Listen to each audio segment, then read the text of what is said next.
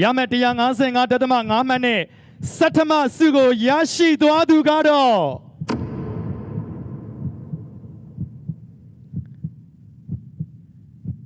ကချင်ပြည်နယ်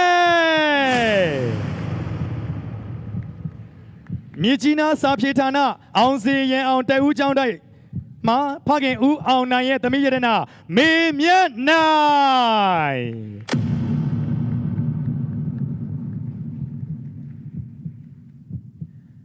ဆလဘီပြင်စမဆုရှင်ကိုထမှန်ချိန်ညာခွင့်ပြုပါပြင်စမဆုရှင်ဟာစုစုပေါင်းရမှတ်159မှတ်ဖြစ်ပါတယ်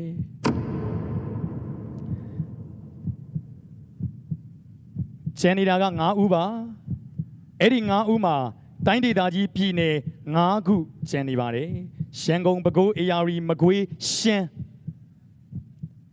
စုစုပေါင်းရမယ်159မှတ်နဲ့ပြင်စမဆုရှင်ကတော့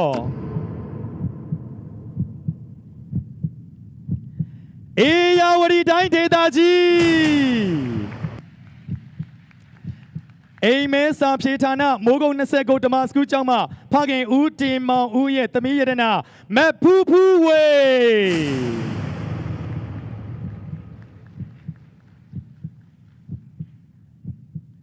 ဆက်လက်ပြီးတော့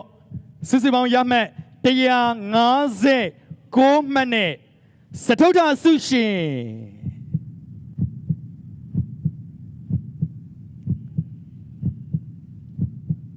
ရမ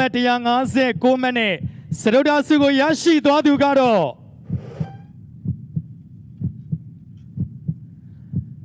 ပဲခူးတိုင်းဒေသကြီးလက်ဗရန်စာဖြေဌာနမဟာမေဂဝန်ကျောင်းဓမ္မစကူးမှဖခင်ဦးဝင်းနိုင်ရဲ့သမီးရတနာမေတီရီ